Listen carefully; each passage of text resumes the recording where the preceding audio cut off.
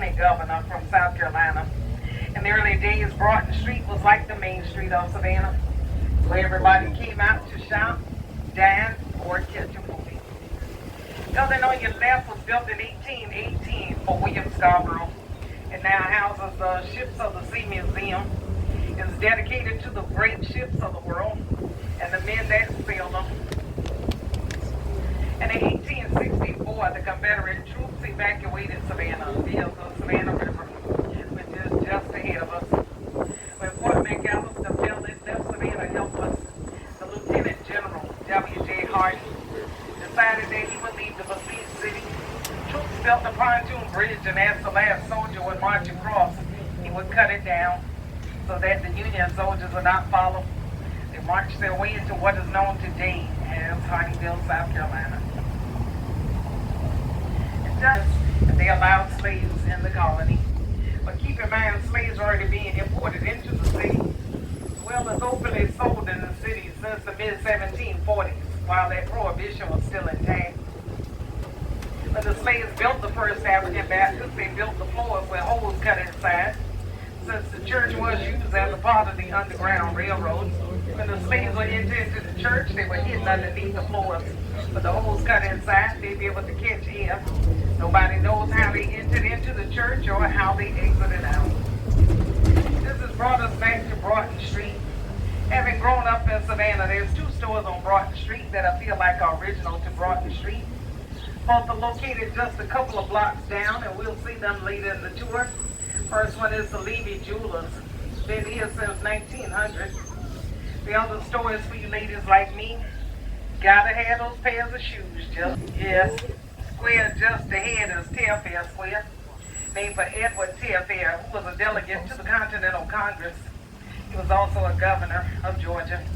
When this square was first laid out in 1733, it was known as St. James Square.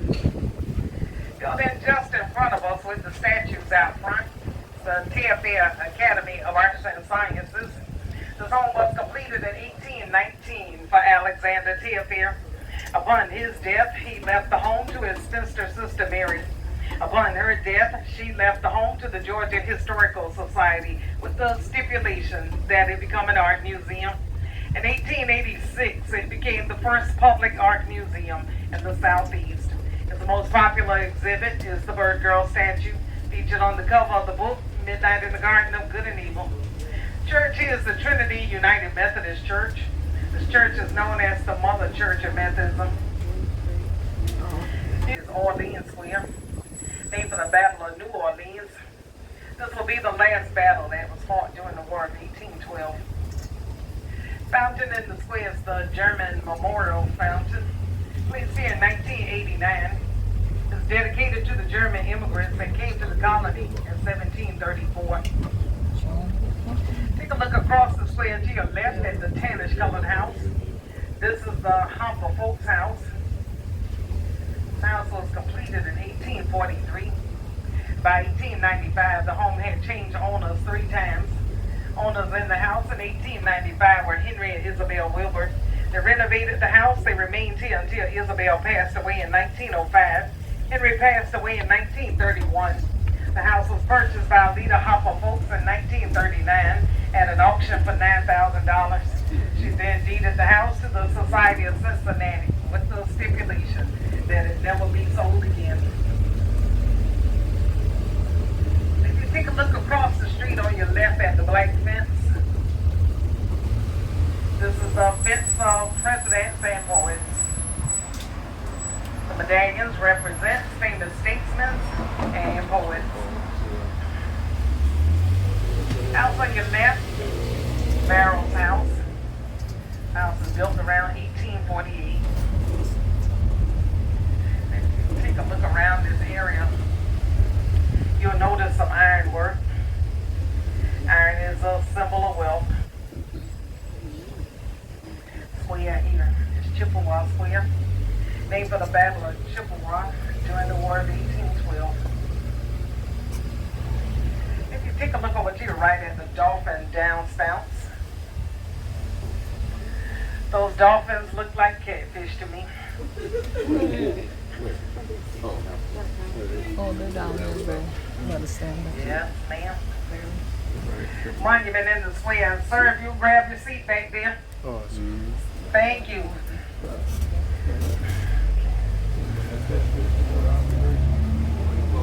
Building coming up on your right is the Sixpence Pub. It's an old English pub. It's featured in the movie Something to Talk About, starring Julia Roberts. It's inside of those windows where Julia looked and saw her husband with the other woman. And besides Forrest Gump and Something to Talk About, some other movies that have been filmed in Savannah was The Legend of Bag of Ants, which starred Will Smith, the movie Glory, which starred Denzel Washington, The Forces of Nature, starred Sandra Bullock, Midnight in the Garden of Good and Evil, starred Kevin Spacey and John Cusack, The Last Song, which starred Miley Cyrus, SpongeBob SquarePants 2, and Magic Mike 2. Morris Design Building coming up on your right with the first set of black doors. What's the first Ford Motor Company dealership showroom in Savannah? Gonna bring us into stop 4 for the Sorrel Weed House, Green Belgium House, Mercer House, Temple Make for Israel, Sixpence Pub or the DeSoto Hotel, or Mrs. Wilkes Boarding. Now the owner was told that the house was painted the wrong color for the historic district. He did a little bit of research and dug through a couple of layers of paint on the house and found out that this was the original color of the house. This is also said to be one of the most haunted houses in Savannah. It's featured on the Sci-Fi Channel show, The Ghost Hunters. Monument in the square is to Sergeant William Jasper. He was a Revolutionary War hero from South Carolina. He died in the siege of Savannah in 1779. House coming up on your right is the Green Belgium House. This home became famous in 1864 when William Sherman occupied Savannah. Sherman used the house as his headquarters. It was from here Sherman sent the telegram to President Abraham Lincoln offering him Savannah as a Christmas gift. Lincoln accepted and Savannah was spared from being burned. Square here is Madison Square, named for James Madison, who was the 4th president.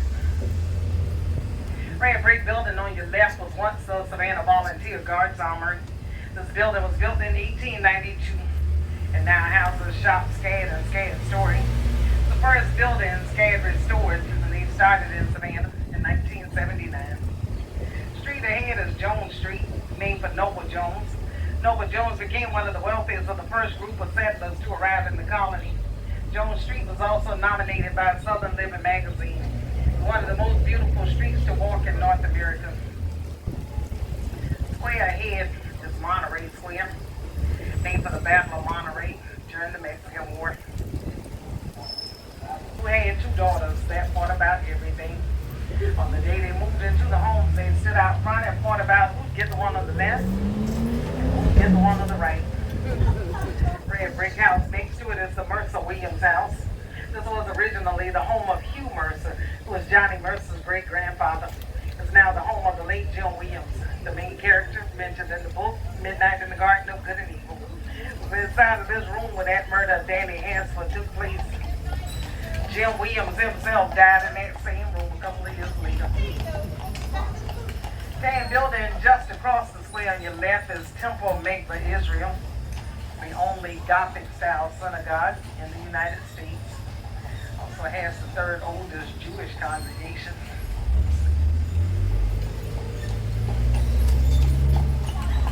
Building coming up on your right is the Armstrong House. This was formerly the campus of Armstrong State College. It used to house a law firm. And take a look at the gates. They are a replica of the gates at Buckingham Palace. This is now the home of Mr. Richard Kessler. You guys may have seen his properties around, J.W. Marriott and the Bohemia Hotel. Monument in front of the trolley is dedicated to the United States Marines who fought in the Korean War, World War I, and World War II. Fountain just ahead is the Forsyth Fountain, placed here in 1858. It's a replica of the fountain in Paris, France. But our fountain was ordered out of a mail-order catalog from New York City at a cost of $2,500. The original colors of the fountain were blue, orange, and purple, painted white in 1935. Coming up between the two houses on your right and a little bit, you see some pineapples. Pineapples are an international sign of good hospitality. In the early days, whenever the lady of the house would have a guest over, she placed 2 pineapples on the fireplace mantle. But she wanted that guest to leave in a subtle kind of way. She'd take down those pineapples. That meant that the visit was over. It's time to go. Building on the corner to the left is the Georgia Historical Society, founded in 1839. It houses over 50,000 volumes of Georgia's history. This is going to bring us to our Victorian district. If you'll notice the appearance and construction of these homes is a little bit different from the ones in the historic district. The park here is Forsyth Park, named for John Forsyth, who was the Secretary of State under Andrew Jackson. Current size of the park is 30 acres. The monument to your left in the park is the Confederate Soldier War Memorial. Please see about some of the Confederate wives and daughters in honor of the soldiers killed in the Civil War. The soldier faces north towards his enemy. The monument was built in Canada. It shipped here with the stipulation that it never touched northern soil. It's also known as the Hiker. It is dedicated to the soldiers from Georgia who fought for Cuba during the Spanish-American War. Light color building coming up on your right is the Telfair Arms Apartments. This building was built in 1884 by Mary Telfair to be a hospital for women, and it would be ran by women. The only way that a man could get inside was to be born inside. And then he had 3 days to get out. The building is now used as a senior residence, and they do allow the men inside. Telfair Hospital has relocated. It is beautiful women only. They do allow the little boys to stay longer than 3 days if they need to. Great brick building coming up just ahead on the right is the mansion on Forsyth Park. If you take a look at this side of the building, it's been redesigned to resemble the original portion of the building, which we'll see in just a little bit. This hotel was recently acquired by Left Lane, a realtor company from New York. They acquired this hotel for $52.5 million.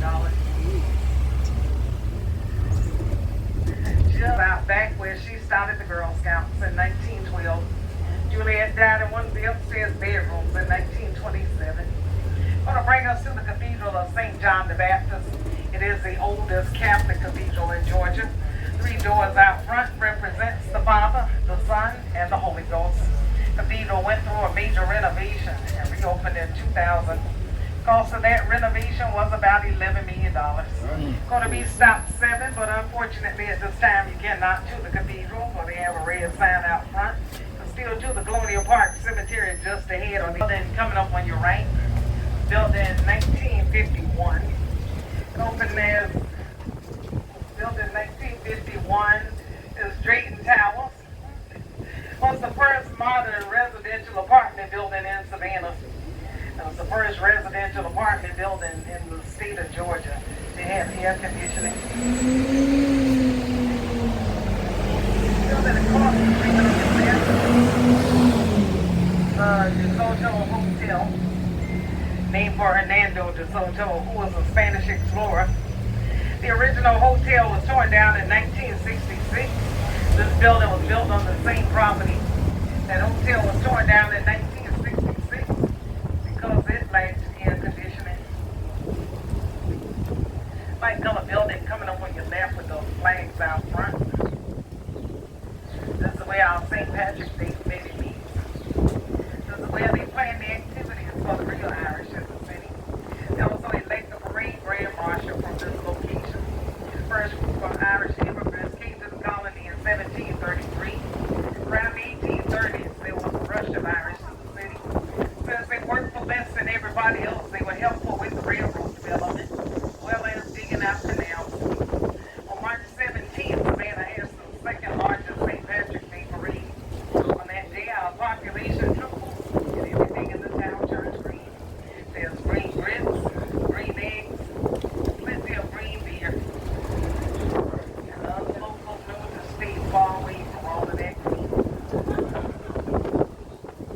Just ahead is going to bring us into Martin Luther King Jr. Boulevard, named for the slain civil rights leader, formerly known as West Broad Street, and it acts as the western boundary for what is known today as the historic district.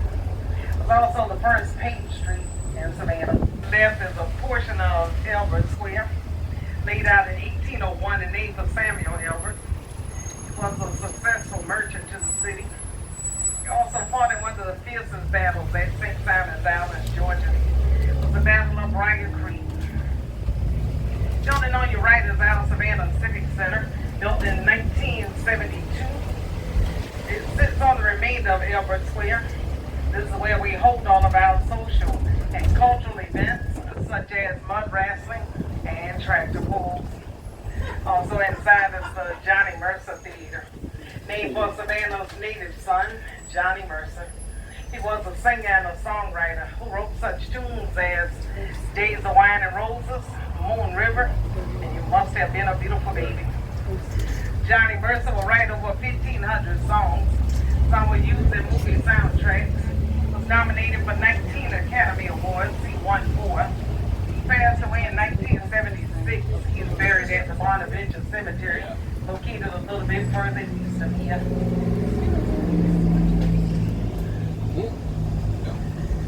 Just ahead is going to bring us into Stop 9, where you'll find the American Prohibition Museum.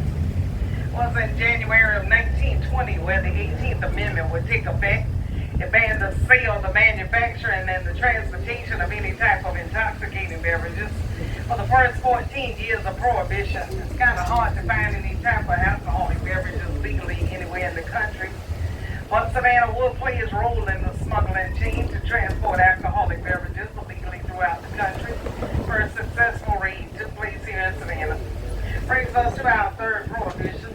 They did not allow any brandies, rums, strong waters, or spirits in the colony. But they did allow beer, wine, and ale. That's all you need. And just ahead is going to bring us into the city market. City market began in 1755 when the early settlers would come out to sell their fruits, vegetables, fish, and poultry.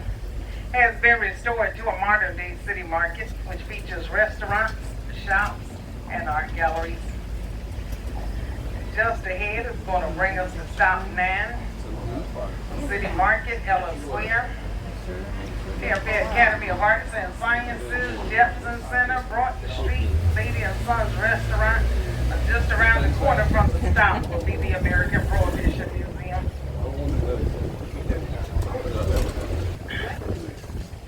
Then coming up on the left is Club 1.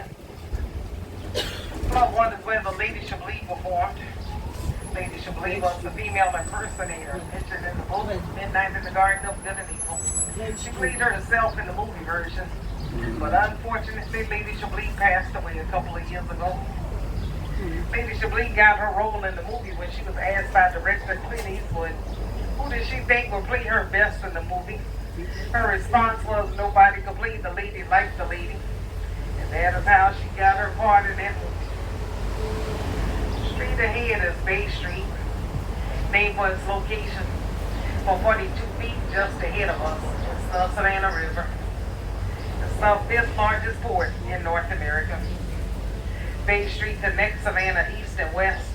To the east you'll find Tybee Island, where you find Savannah Beach. To the west is our ports, as well as some of our manufacturing facilities.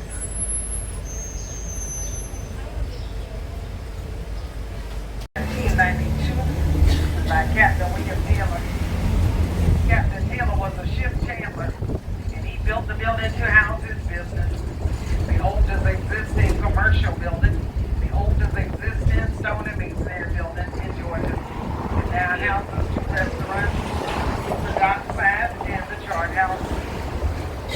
Stone bench coming up on your left, the Overdorf bench.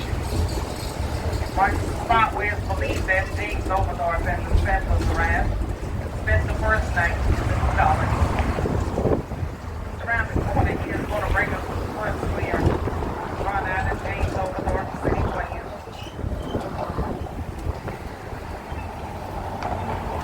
Johnson Square. named for Robert Johnson, who was a rural lieutenant governor from South Carolina.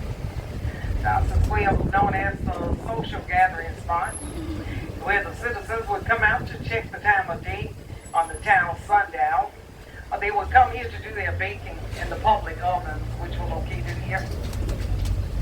Monument in the square is to General Nathaniel Greene. He was a Revolutionary War hero. For his payment and compensation in the war, he was given Mulberry Grove Plantation, which was located about 8 miles up the river. But Mr. Greene did not live a long life here in Savannah. While climate here did not agree with him, he went out riding one day without his hat, and he died of a heat stroke. He left a widow and 4 small children. Mrs. Greene wanted her children to be educated, so she hired Eli Whitney as a tutor. It was on Mulberry Grove Plantation in 1793, where Eli Whitney invented the cotton gin. Church on your left is the Christ Church. Congregation dates It's back like to Jimmy John's for me. 1733. Inside of this church in 1860, where Juliet Gordon Lowe was baptized. She married William Mackey Lowe inside the church in 1886, and in 1927, her funeral services were held at the church. Juliet founded the Girl Scouts here in 1912. At that time, they were known as the Girl Guides. In 1915, the name was changed to the Girl Scouts. Went to school, everybody was dressed the same. You know where they shopped. Across the street here was J.C. Penney's. Here was McCory as a part of the Woolworth chain. This corner stood a bank. And I'm probably telling my age, talking about Woolworth. Everybody doesn't know about Woolworth. Alright, she's in her 70s. If you were with me earlier in the tour when I spoke about the 2 original stores on Broughton Street, maybe Glass. Building has been renovated by Savannah College of Art and Design. They use the building as a library. Across the street on your left is Leopold's Ice Cream. Leopold started in Savannah around 1919 when 3 brothers from Greece would arrive to the city. Just ahead is going to bring us into Stop 10. From Broughton Street, Leopold's Ice Cream, Hampton Inn, Holiday Inn Express. Started off Valentino. It closed in 1973 with The Exorcist. And opened to an empty house. Theater went through a major renovation and reopened in 2000. We're going with the wind.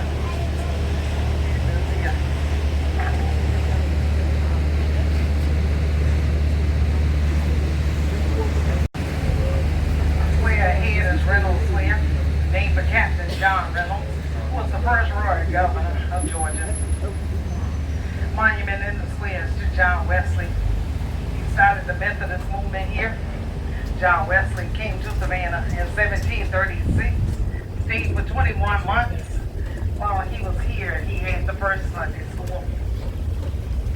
Savannah has survived 3 fires, one in 1820, another in 1889, but the most devastating ones in 1796, in which 2/3 of the town burned.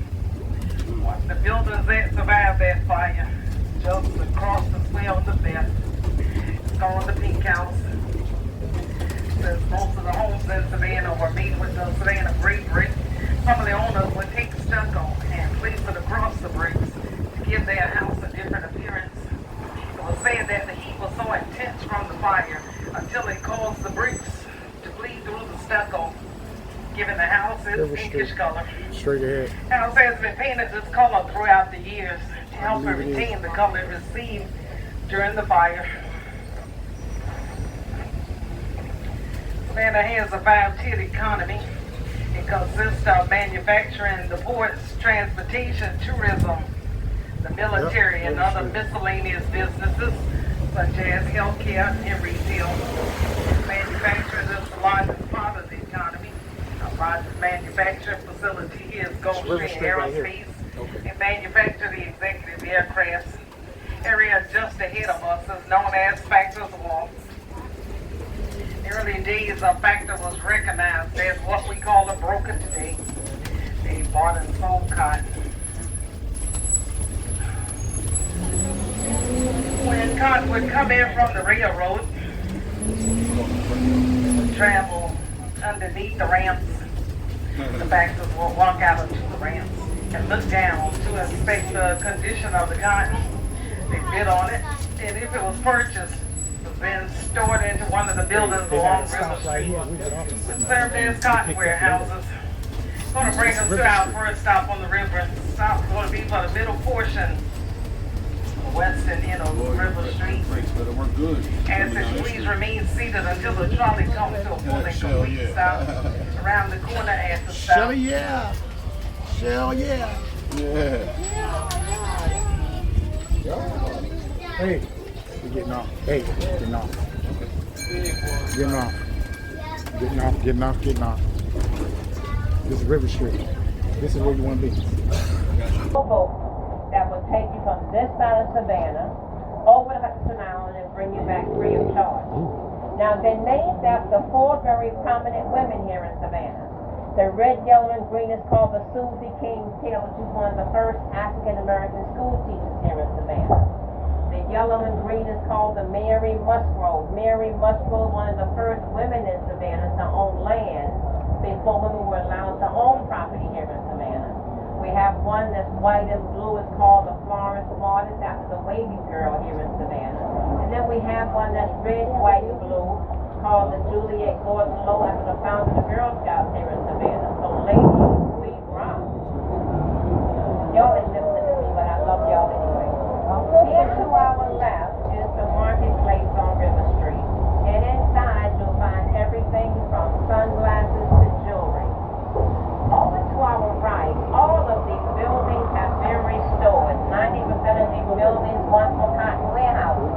You see, the houses that you saw on today in the historic district, they were built with money made from cotton. Cotton was king here in Savannah until 1956. The other 10% of these buildings were ship's chandlery. They held everything nautical, from rope to resin.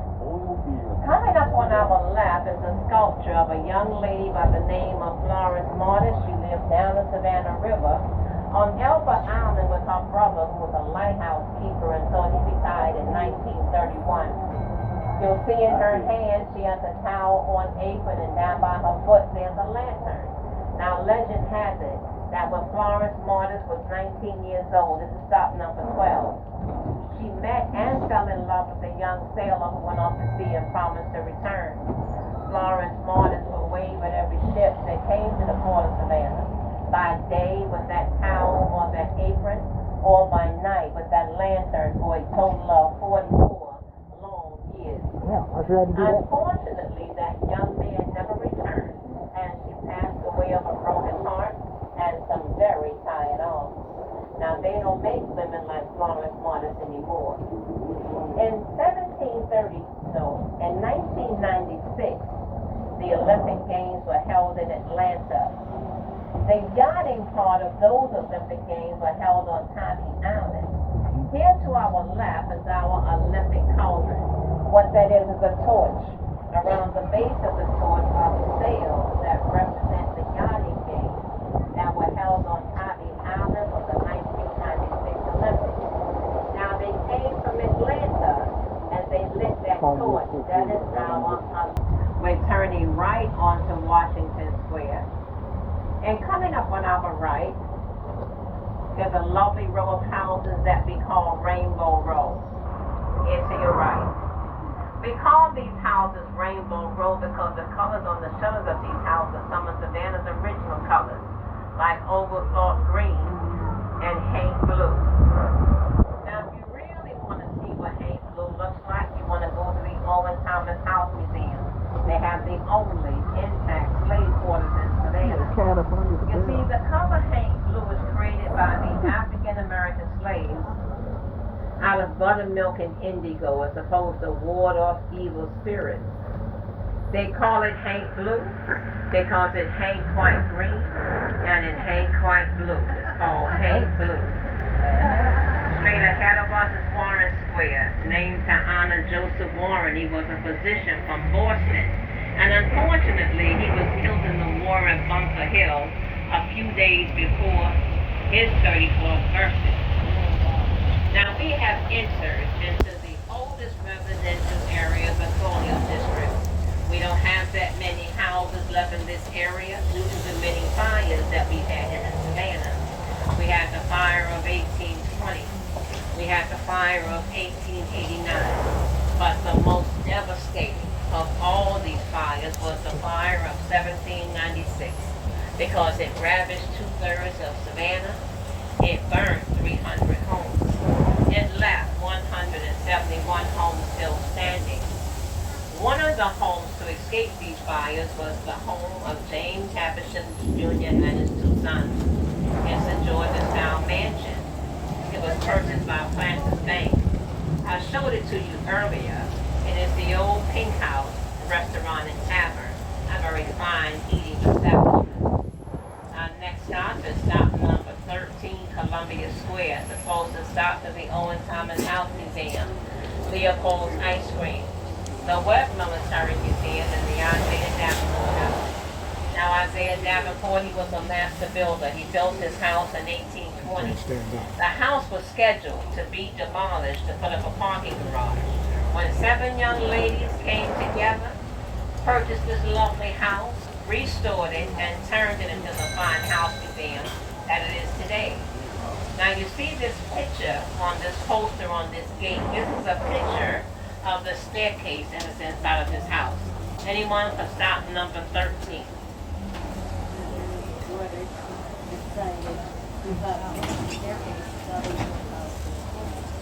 So we are leaving stop number 13, Columbia Square, and ahead of us is Columbia Square.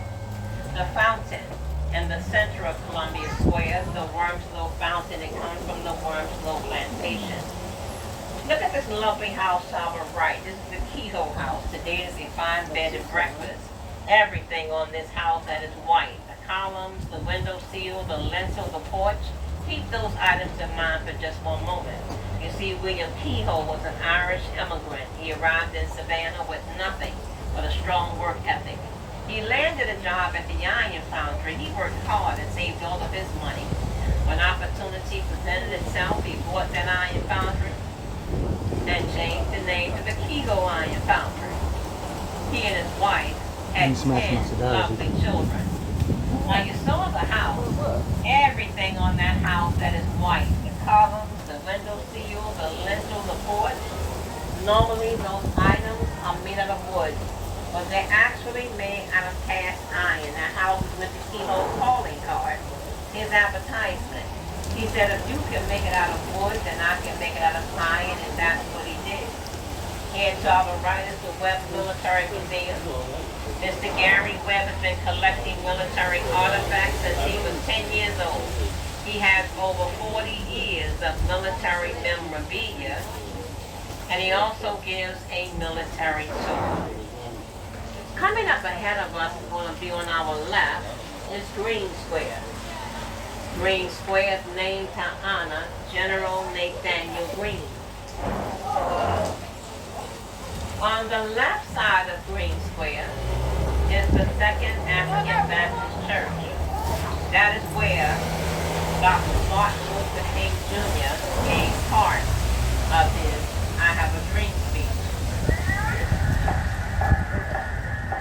My poor little children, one day live in a nation where they will not be judged by the color of their skin, but by the content of their character. I have a dream to say. In 1963, Dr. Martin Luther King Jr. came to Savannah to the Second African Baptist Church and gave a small portion of his I Have a Dream speech before he went to Washington, D.C. and gave that full speech in 1963. Now, coming up on our right is a row of houses I'd like to share with you. Now, it's not mandatory that they put these plaques on their house, so I'd like to point them out on my tour, because this way you get to see how the houses have been maintained throughout the years. This first house was built in 1890. This second house was built in 1888. And this third house was built between 1890 and 91. The brick you see out front is our Savannah gray brick made on the Hermitage Plantation and Savannah River clay. Instead of it having the usual reddish hue, it actually has a grayish hue, and at one time that brick was more valuable than the property that it stood on. So the colonists were tearing down their carriage houses just to sell that brick, which sold for $3 to $5 per brick. Now we're going to turn right. No, we're going to turn left onto Havisham Street. And coming up on our right is the oldest continuously used police barracks in Savannah. This building was erected between 1869 and 1870, when there was a need for police protection here in Savannah. The original staff was 28 men and 1 captain. They later enlisted 56 men. The income of a police officer at that time was $500 a year. They hired the first female police officer in 1927 to arrest female suspects. The city of Savannah hired its first African-American police officers in 1947. They called them the original 9. The first of the original 9 to be hired was Mr. John White. He was the first hired and the last one standing. This building to our right was the old Chatham County Jail, built in 1801 and used until 1888. Today is another one of Savannah's College of Art and Design's restoration projects. They call this building Havisham Hall. Now we are turning right onto Liberty Street. I'd like you to look at this beautiful house to our right. As we turn to our right, look at the plaque on this lovely house. This beautiful house to our right was built in 1896. Ouch. Now in the earlier part of my tour, I mentioned that the more iron that you had around your home, the wealthier you were thought to have been. Look at the intricate detail of the ironwork on this lovely house here to our right. Look at the plaque on this beautiful house. This house was built in 1852, and it has a red door, which means that this house is free and clear. There is no mortgage on that house. That house is paid for. Now we are turning right onto Abercorn Street. And coming up on our right is a peaceful patch of ground I'd like to share with you. This patch of ground is so peaceful today that it actually houses a park where small children come and play. Here to our right, this once was the dueling ground. This is where 2 men would come, stand back to back, take 10 to 12 paces, turn, and shoot. And the loser didn't have very far to go because right next door is the Colonial Park Cemetery. Now, the first burial took place here around 1750, and the last around 1853. These above-ground tombstones can hold up to 9 family members. When General Sherman was here, he stayed at the Green Mountain House. While some of his soldiers and their horses, they camped down here at the Colonial Park Cemetery. Needless to say, they left this cemetery in a horrific mess. They turned over headstones. They changed some of the writings on those headstones. Now this is stop number 4. That's Big Duke. That's our city fire bell. Now Big Duke weighs 5,500 pounds, and he cost the city of Savannah $2,353.14. Savannah also has the first motorized fire department in the nation as well. Lovely house coming up on our right, white in color, flags out front, beautiful red geraniums out front as well. This is called Ballast Stone Inn. Lovely bed and breakfast. This is where Kevin Spacey stayed while filming Midnight in the Garden of Good and Evil. Now this is stop number 15, the Bull Street Corridor. Anyone for stop number 15? So I need to ask a question because our next stop is stop number 1, which is the Visitor Center. That's the first officer, Miss Juliet Gordon-Lowe, who founded the Girl Scouts here in Savannah in 1912. She was born in this house on Halloween Eve of 1860. Today is a fine house museum, and they have changed the name in her honor. It is called the Juliet Gordon-Lowe Birthplace. Now in 1733, 42 Jewish immigrants arrived in Savannah. They came from Spain and Portugal. Here to our left in the median, you'll see a gray stone. This gray stone marks the spot of the first Jewish burial ground. There are 16 names inscribed on the back of that stone. You see those pebbles on top of the stone? I call them pebbles, but they aren't always there. You see guests who come to Savannah, they'll place those pebbles on top of that stone, and that means in remembrance of you. Now, I had the pleasure to see the movie Schindler's List. Very good movie. At the end of the movie, all the remaining Jews all went to his grave and left a stone on top of his grave. Now, you would have either read the book or saw the movie in order to know the true significance of what that truly means. If you have not seen the movie or read the book, if you would, put that on your list of things to do, and you'll be more than glad that you did. Coming up on our right is one of the first federal buildings named for a woman in the United States. One of the first. Here to our right is the Juliet Gordon Low Federal Building. Now this is a good time to speak about the last of those 4 prohibitions